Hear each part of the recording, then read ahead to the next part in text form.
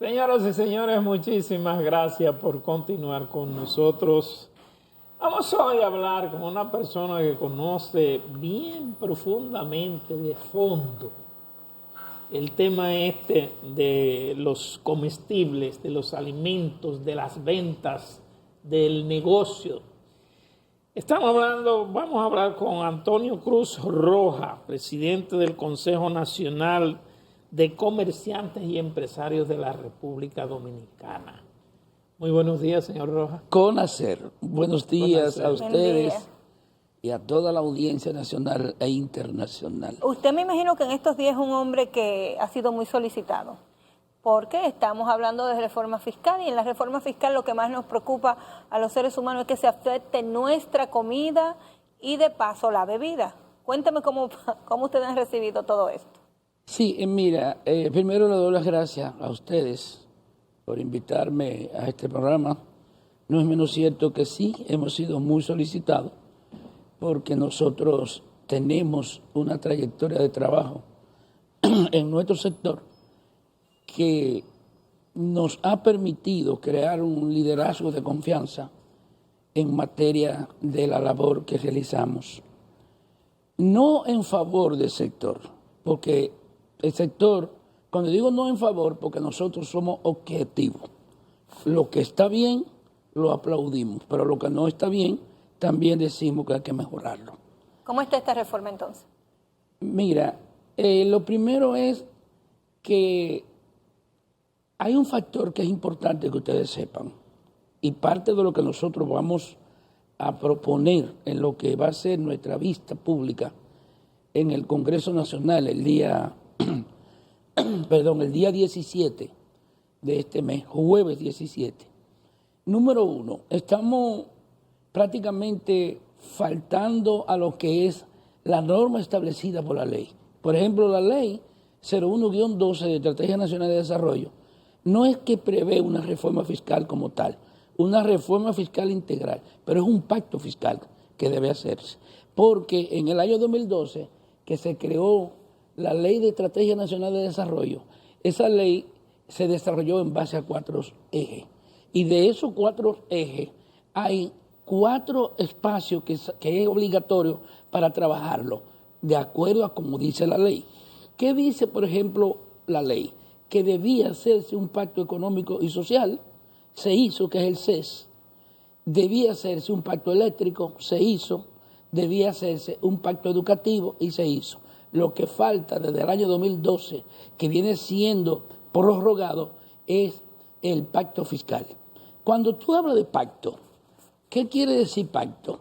Que van a intervenir diferentes sectores que hay que escucharlo para buscar el mecanismo de sacar de ahí lo mejor, lo que más conviene, tanto para los sectores que están reunidos como para la población en sentido general. En ese sentido, en el pacto fiscal debe participar, y ya veo como que se están abriendo un poquito, el sector político, el sector económico y la sociedad. Esos 3 son los que integran el núcleo para que se discuta esa reforma fiscal. Porque la ley también prevé que la reforma debía hacerse cada 3 años, comenzando en el 2012. Una reforma en el 2012, una en el 2015, una en el 2018, una en el 2021 y una en el 2024.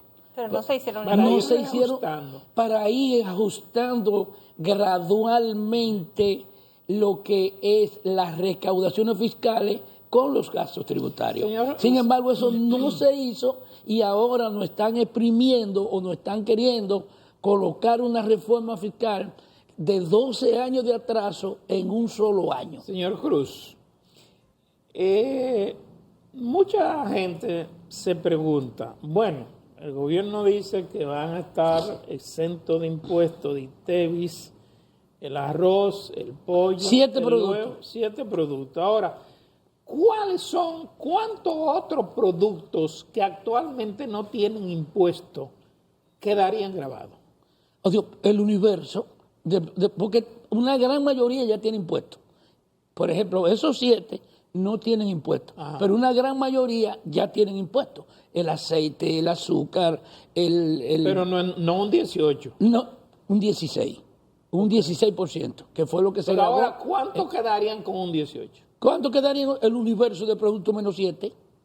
El universo menos 7, si tú tienes 350 productos que consumen los consumidores finales, sácale 7 que son los únicos que están dejando afuera, como tú dijiste: el arroz, el pollo, el huevo, la leche, la yuca, el plátano, y me falta uno, no me acuerdo cuál es el otro. El huevo. El huevo. Entonces, solamente esos 7 productos. Pero miren que es importante que ustedes tomen esto en cuenta, lo que les voy a decir. Esa reforma fiscal va directamente al consumidor final. En este momento, si tú haces una revisión de cuánto es lo que pagan los consumidores finales de impuestos al fisco o al Estado Dominicano, el 68% de los productos de los recursos que recibe el Estado es de los consumidores finales. El 68% de los impuestos. Y si ahora tú grabas, o sea, con una serie de productos que no están grabados, o sea, que no estaban grabados. Por ejemplo, tú puedes decir: yo tengo el 52% grabado y el otro 48% de productos de consumo que no estaban grabados. ¿Y por ejemplo, cuál es el promedio de productos que normalmente compra una familia, digamos, para vivir normalmente? El promedio son 30, 40, 50, 60. ¿Cuál es el promedio? Te lo Usted voy a- que es negociante, espérate, que es comercial. Dame un segundo. Mira, si tú haces una revisión nacional del consumo nacional, Ajá.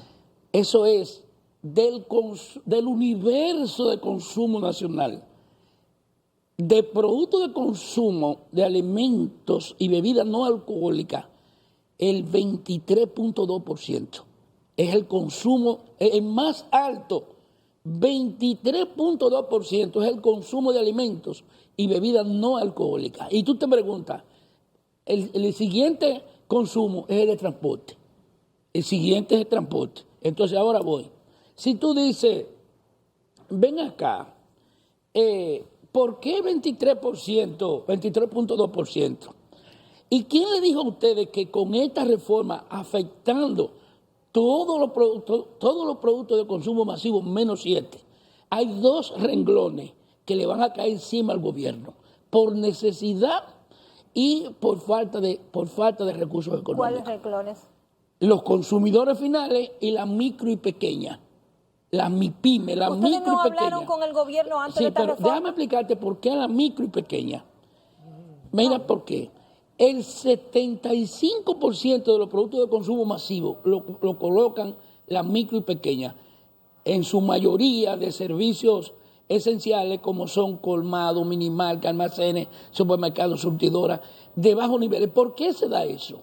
Porque son las que están en el corazón del pueblo, son las que atienden la clase de menor recurso, pero la clase que tiene los menores ingresos. Si tú te pones a analizar cuántos ayuntamientos tenemos en el país entero y cuánto es el salario mínimo de los empleados de los ayuntamientos, pero tú entonces comparas lo que es el quintil de la canasta básica familiar, la más pequeña, que son 27.250 pesos, y el salario mínimo de un empleado del ayuntamiento, ¿cuánto gana? Y el salario mínimo en el sector privado no llega a 20.000 pesos. Entonces, si tú dices 27, hay más de 7.000 pesos en el sector privado de diferencia en la canasta básica, pero tú tienes más de 20.000 pesos de diferencia en los empleados que están en los ayuntamientos. O sea, ¿qué te dice eso a ti? Que alguien está cubriendo ese costo porque esas familias están viviendo, esas familias tienen las mismas necesidades que los que viven en el millón, porque necesitan consumir comida, sus hijos ir al colegio, pagar transporte, comprar agua, luz, teléfono, etcétera. O sea, todos esos factores son determinantes. Entonces, mira lo que pasa. La tarjeta de crédito de los consumidores finales de esos renglones que yo estoy hablando es el colmado. ¿Por qué? Porque no es un colmado que no tenga una libreta llena de crédito a personas con necesidades en el entorno. En el entorno donde está. Entonces, ¿qué te dice eso a ti? Que si suben los productos de consumo masivo y Y el gobierno, por ejemplo, no contempla dentro del proceso hacer un aumento salarial para que se compense lo que se está poniendo de impuestos al salario que tienen, todos esos costos se van a duplicar en los sectores populares. ¿Por qué? Porque no tienen capacidad de compra. Tienen que seguir consumiendo. ¿Usted sabe lo que quiere decir que a un aguacate se le va a poner el 18%? Que a una guayaba se le va a poner el 18%. Que a un molondrón se le va a poner el 18%. Que a una piña se le va a poner el 18%. Pero eso se come que a una china se le va a poner el 18%. O sea, si ustedes escuchan eso mire, pero hay una cosa. Lo que pasa es que el gran volumen de consumo está ahí.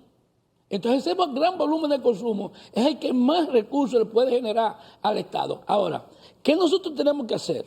Nosotros ahora tenemos que ser vigilantes y observar y pedir, darle seguimiento a lo que es la Ley de Estrategia Nacional de Desarrollo. ¿Por qué? No se hizo hace 12 años, pero aparte de eso, la ley prevé que el ministro de Economía, Planificación y Desarrollo debía rendir un informe el 5 de abril de cada año relacionado con lo que es la Ley de Estrategia Nacional de Desarrollo. Que la Ley de Estrategia Nacional de Desarrollo dice que ese es el programa o el marco para el crecimiento y desarrollo del país 2012-2030. La pregunta que tú ibas a hacer, ¿tiene libertad para hacerla? ¿Se reunió el gobierno con ustedes antes de presentar la reforma? ¿Ustedes tuvieron algún acercamiento? El gobierno todavía, ahora que va a abrir la vista pública, y ayer en la semanal dijo que estaba presto a revisar los entuertos, las cosas que no estén bien, como él lo ha hecho otras veces. Y en realidad yo entiendo que es así. Pero también hay otras cosas. Y ustedes se están olvidando del problema de gravar las viviendas de menores, de bajo costo. Entonces, tú tienes una vivienda que antes valía 5 millones de pesos y ya el tiempo que hace que tú la compraste te vale 8 o te vale 9. Muchos están pagando una vivienda que son 20, 25, 15 años pagándola. Entonces, pagando eso y tendrían que pagar un IBI también demasiado alto con relación a eso. O sea, muy bien. No es que nosotros nos oponemos a la reforma, no es que nosotros nos oponemos que el gobierno no recaude más, porque decir eso es decir que el Estado no podrá buscar el mecanismo de subir su capacidad recaudatoria y poder mantener el país en una ventanilla de desconfianza, porque en la medida que el país se endeuda, porque ¿cuántos años tenemos presentando un presupuesto general de la nación con déficit a través de préstamos, a través de préstamos nacionales e internacionales? Yo no sé si ustedes vieron que vino una comisión del Fondo Monetario Internacional para revisar el artículo 4 del fondo, de los acuerdos del fondo con la República Dominicana. Y en ese sentido el fondo está recomendando justamente que se haga una reforma, como dice la ley 01-12 de Estrategia Nacional de Desarrollo, que establece todo lo que hay que hacer para hacer eso. Pero si graban el producto de consumo masivo, la bebida, dentro de los consumos masivos está la bebida no alcohólica, que se está grabando casi con 50 pesos, con un 25% ese producto y hasta con un 50%. Señor Cruz, ¿y el asunto que tiene que ver con los servicios? Perfecto. En materia del manejo de los servicios, porque también dentro de la reforma, él está planteando la recaudación de más recursos para fines de desarrollar obras de infraestructura, como es el caso del metro, del monorriel, y todo ese sector. Con relación a los servicios, nosotros no nos oponemos a que se hagan revisiones, pero hay una cosa que es importante que también hay que tomar en cuenta, y es que la ley dice que hay que revisar los incentivos fiscales. Tú tienes, por ejemplo, ¿cuántos años tiene la ley de Confortur? Que es del año 2001. ¿Cuánto tiene la ley de Que de 2001 tiene 23. 23. ¿Y cuántos años tiene lo de la energía renovable? ¿Y cuánto tiene zona franca?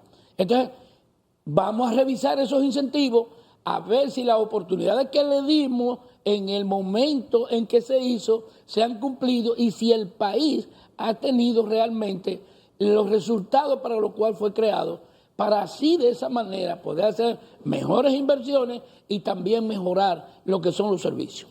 ¿Y qué le va a recomendar o cuál es la posición de CONACER cuando vaya a la vista pública? ¿Qué ustedes quieren que quiten y qué quieren que se deje?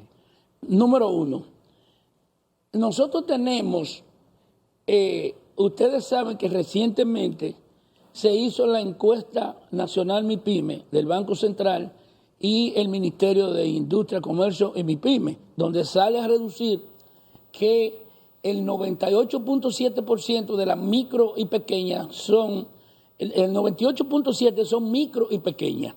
¿Esa reforma le haría daño a la pequeña y mediana empresa? ¿Esta reforma? Sí. ¿Como la están planteando? Sí. Pero claro que sí. ¿Y por qué? Claro que sí. ¿Desaparecerían algunas? Claro que sí. Te voy a explicar por qué. En la medida en que tú aumentas los costos de los productos de consumo, disminuye el poder adquisitivo de la gente, pero obliga a ese mismo sector que para poder reponer inventario tiene que buscar recursos prestados en la banca informal, porque al no ser formales no van a la banca formal. Entonces tienen que coger préstamos en la mañana para pagarlo en la tarde o ir a la financiera. Entonces todo eso son factores que afectan directamente el sector de las micro y pequeñas, porque esa es la tarjeta de crédito de los consumidores finales. Pero sí, ¿Se entiende? Sí, perfectamente. Siendo nuestra economía completamente, en su gran mayoría muy informal y la pandemia dejó muchos negocios a personas que perdieron su trabajo y que venden de manera informal, utilizan para esto las plataformas digitales. ¿Usted cree que estas personas van definitivamente a desaparecer porque no pagan un impuesto, lo hacen desde su casa, lo hacen vía un teléfono? Este tipo de negocio... Ahí tú te estás refiriendo a lo que es la exoneración de los $200 que la aduana no le cobra impuestos. Aparte de los $200, usted sabe que después la plataforma, la plataforma también, los Airbnb, exacto, todo ese tipo de cosas. Ese tipo de negocios que surgió luego de la pandemia cuando mucha gente quedó sin trabajo. Bueno, se está hablando de que eso están pensando quitarlo, el gobierno, de lo que es esta reforma. Y cuando yo me refiero a los $200, también esa parte está sujeta a quitarla. ¿Por qué usted cree que el gobierno llevó 3 reformas consecutivas, incluida la fiscal, que es la que más afecta, todas juntas de una vez al Congreso? Bueno, primero yo me hago la pregunta, ¿quién está asesorando el presidente de la República para llevar el país tan acelerado? Porque no creo que las 3 reformas al mismo tiempo él pueda salir ileso de que no hay un estallido social y que con tanto frente abierto al mismo tiempo no tomara en cuenta eso. Y lo digo porque, por ejemplo, con la reforma constitucional ahora mismo tiene un frente abierto con los partidos políticos, que independientemente de que tenga mayoría en el Congreso, eso no quiere decir que la sociedad no tenga derecho a participar. Por el otro lado, la reforma laboral, ahí tiene un frente abierto con la comisión tripartita de lo que son los trabajadores, los patronos y el Estado. Los trabajadores no están conformes con la situación de lo que se está planteando, porque incluso no se ha determinado nada con lo que es la cesantía, porque no se pudo discutir. Por el otro lado, lo más grave es esta reforma, que ahora tiene prácticamente todo el país, ya mucha gente está moviéndose, ya mucha gente está haciendo encuentros en el mismo Senado, justamente protestando por esto. Entonces, pero ahora tiene el pueblo totalmente en contra con lo que se está anunciando. ¿Quién le va a decir a usted que es imposible? Yo pienso que lo que se está haciendo y lo que se está llevando, si el gobierno no toma en cuenta en lo que es la reforma fiscal y no oye el pueblo y no escucha a los sectores que le están planteando que que no es que nos oponemos que no a que haya una reforma fiscal, es la forma como se está planteando, porque una cosa es el fondo y una cosa es el fondo. En la forma, estamos de acuerdo en el fondo, porque hay que mejorar las recaudaciones fiscales y hay que ir acorde, como dice la Ley de Estrategia Nacional de Desarrollo, en cuánto debía estar la presión fiscal ahora, a esta altura de juego. Sin embargo, no lo está porque los gobernantes de turno, como tenían aspiraciones y querían seguir ganando elecciones, no aplicaron la reforma porque eso le restaba liderazgo y lo ponía de espalda con el pueblo. Pero usted entonces le está dando la razón al presidente de la República. Aquellos que querían reelegirse no lo hicieron y el presidente ha tenido que cargar entonces con esta, pero cuando reforma. Él debió hacerla en el 2021 y no la hizo. Estábamos previo a una pandemia. Perfecto, pero ¿y por qué? Además, no había reelección en el 2021. No había reelección, pero debían hacer una reforma. Y él la tenía para hacerla, para plantearla la reforma, y no la hizo. Entonces, ¿pero cuánto tenemos de acumulativo ahora? 12 años. No solo 2 años. 12 años, pero aparte de los 12 años, ¿cuánto hemos gastado más que lo que debíamos gastar? Y hay una cosa que debo decirle, y se lo dejo a ustedes como tarea. Ustedes oyeron que recientemente se habló que se promulgó recientemente la ley 3524, que es sobre responsabilidad fiscal. Eso está contemplado en la Ley de Estrategia Nacional de Desarrollo, como un párrafo en el artículo 36 de la ley, que debe crearse una ley de responsabilidad fiscal. Y esa es la ley que se ha creado. Entonces, porque eso puede ser que haya sido primero una chinita para decir a la gente, hay confianza. ¿Me entiendes? Y estamos haciendo esto pero no menciona exactamente que es un pacto que hay que hacer. Porque el pacto conlleva que tú tienes que decir, si tú lo estás haciendo ahora, cuánto van a ser los impuestos y cómo va a variar hasta el año 2027, que no se puede hacer otra reforma fiscal según la ley. Porque 2012, 2015, 18, 21, 24, ¿cuándo viene la otra? El 27. Entonces, pero ahora estamos haciendo una reforma fiscal, no un pacto fiscal, que debía hacerse un pacto fiscal, para entonces en ese pacto acordar cuáles van a ser los impuestos que van a regir 2024, 2027.